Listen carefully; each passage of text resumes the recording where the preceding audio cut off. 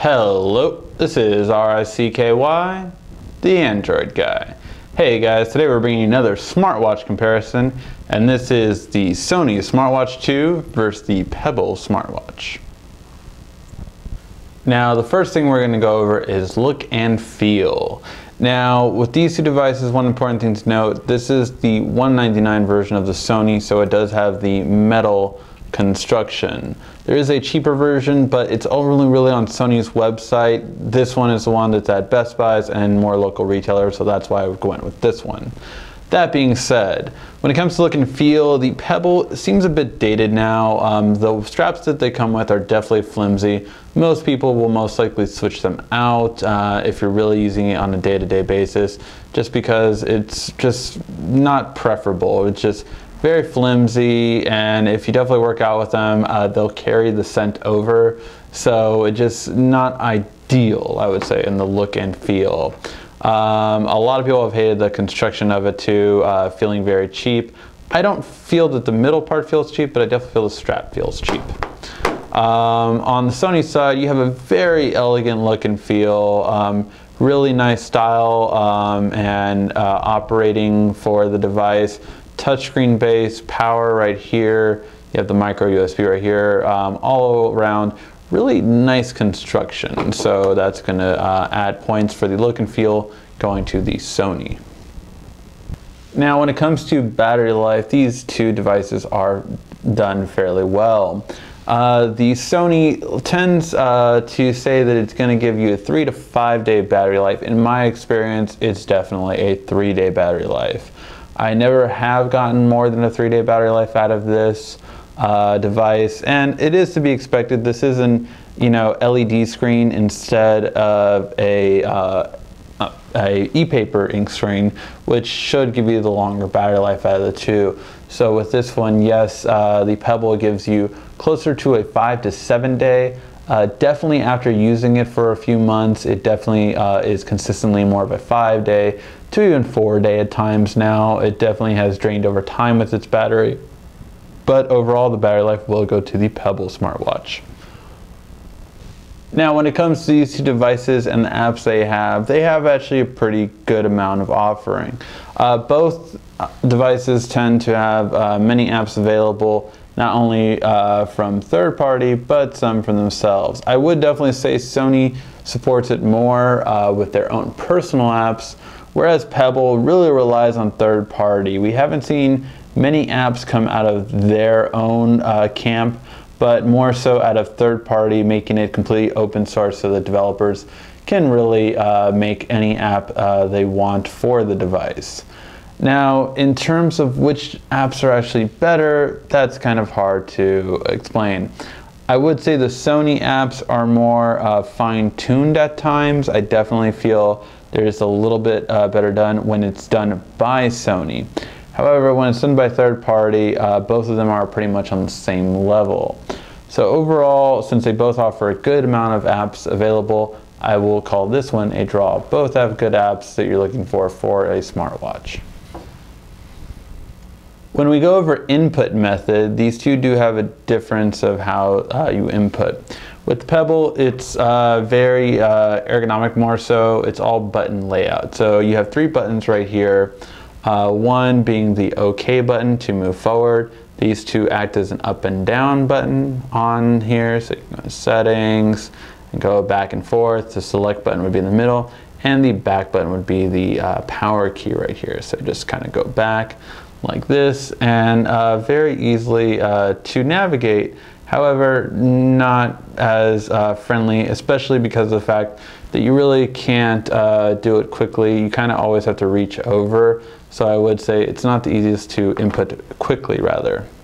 Sony, on the other hand, has one button to activate it. So when it's dim like that, these buttons are worthless. You can't really do anything with these buttons.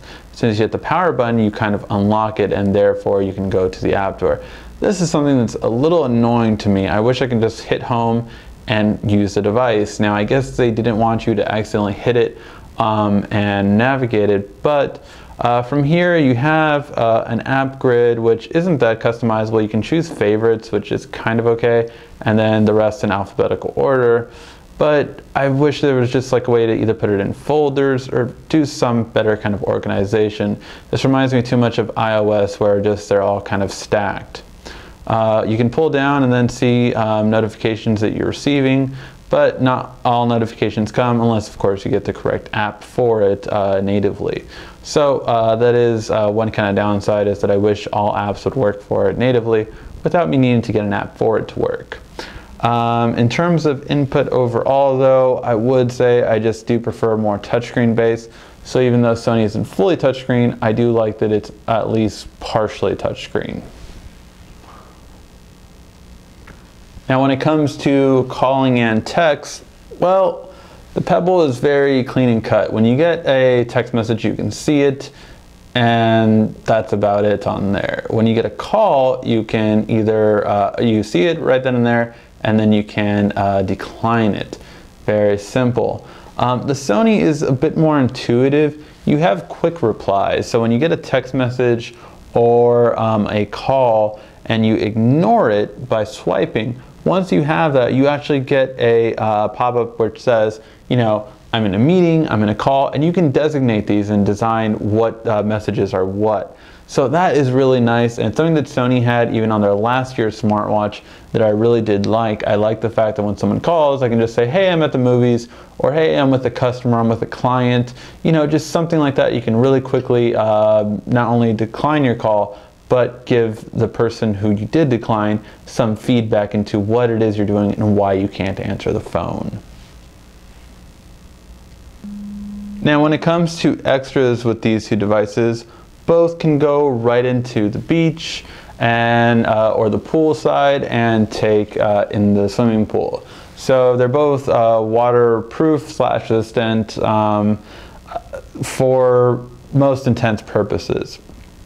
So what really extras are going to differentiate them? Well, both of them have things like Find My Device and built-in on them, or built-in or a third-party app that can do it. And you have a lot of the extras like media control, you know, pedometers that you can get for both of these devices.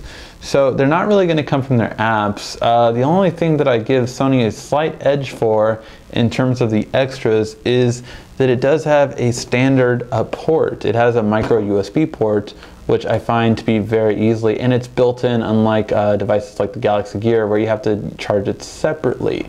So that is really nice. It's just a plug and play on the device, whereas the Pebble has an annoying charger that I really have found to be annoying at times, where I thought it was charging, but it was actually just a little bit off, or like, you know, something bumped it, so it disconnected. The magnet just isn't that strong. It reminds me very much of the Surface from last year comparing to the Surface of this year.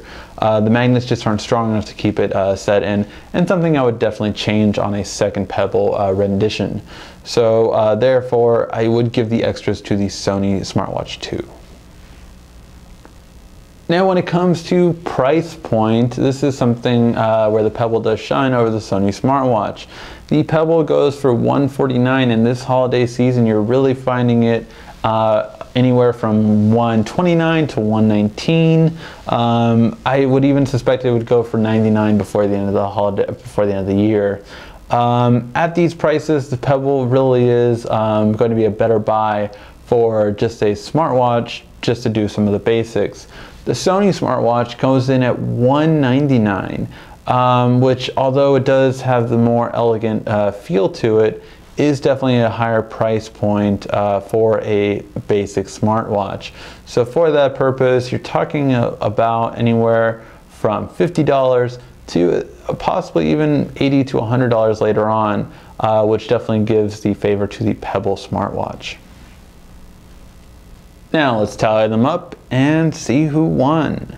When it comes to look and feel, the Sony smartwatch just has a more elegant look and feel and design to it. It definitely feels better and looks better comparing to the Pebble smartwatch. When it comes to battery life, this is where the Pebble shines. It really has one of the longest battery lives in all smartwatches currently on the market, and it definitely deserves praise for that.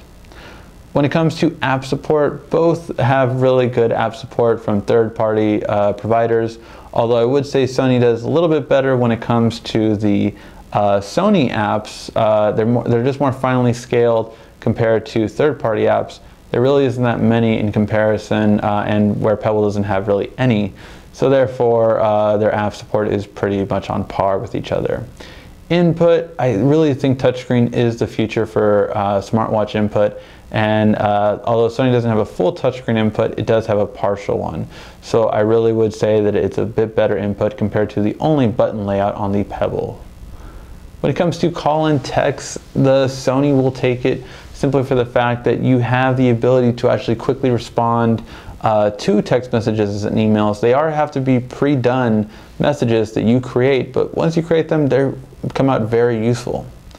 Extras aren't going to be in the software department, as they have most of the similar kind of apps when it comes to media control, waterproof, weatherproof, and as well as the fact that you can actually find my device, things like that with both of these devices. The Sony takes the extra simply for the micro USB and non-proprietary charger that the Pebble does have.